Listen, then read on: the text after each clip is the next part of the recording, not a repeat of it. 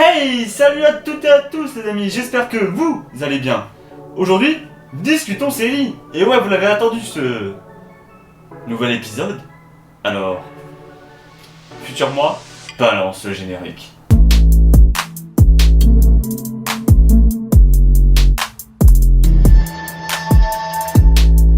Pour commencer ce nouvel épisode, parlons de deux demi-frères, Phineas Flint et Ferb Fletcher.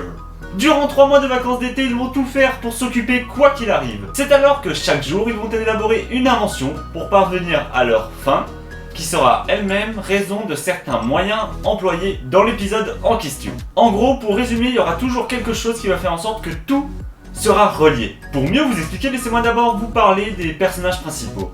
Selon moi, il y a déjà Phineas, Ferb, Candice, Perry l'ornithorynque et Doofenshmirtz. Récapitulons jusqu'ici.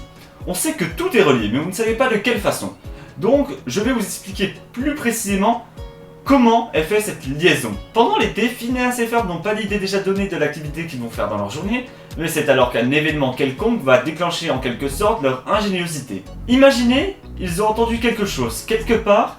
Prenons exemple sur le monde de la mode à la télé.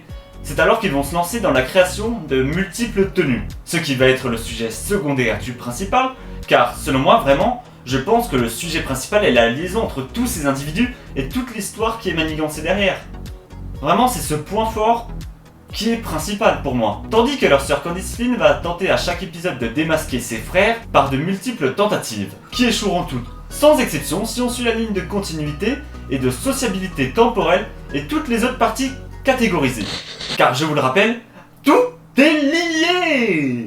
Donc en continuant sur ce chemin sans se soucier de ce que je vous ai parlé juste avant et que je vous ai donc expliqué, elle n'arrivera jamais à prouver ou à démontrer ce que fait Phineas et Ferb. Ainsi elle ira à chaque fois déranger sa mère pensant qu'elle a une preuve irréfutable pour pouvoir démasquer et prouver à sa mère que Phineas et Ferb font une activité, ou plusieurs activités d'ailleurs, dangereuses. Sauf qu'en fait il s'avère que Perry l'ornithorynque en premier ordre, un agent secret, est aussi le familier de la famille Fletcher. Et Fletcher est une petite combinaison de ma part de la famille Flynn et Fletcher. Mais parlons aussi de Doofenshmirtz, une personne diabolique, l'ennemi numéro 1 de Perry l'ornithorynque parce qu'il veut conquérir le monde. Il veut posséder le secteur des 3 états. Il veut conquérir Danville. C'est un malade ce type. Oui, exactement. Étant donné ces deux personnages très différents, en même temps, il y a un humain, un ornithorynque. On voit vraiment la différence, elle est frappante, hein. Si vous ne la voyez pas, vous avez de gros problèmes. Pourtant, ils ont tous deux une double vie et il va falloir trancher sur ce qui les différencie. Pour moi, ça a été très simple, très facile. Perry, le gentil, et Doofenshmirtz, le méchant. Tout simplement. Oui, alors il faut savoir que Perry et Doofenshmirtz ont toujours un petit rituel.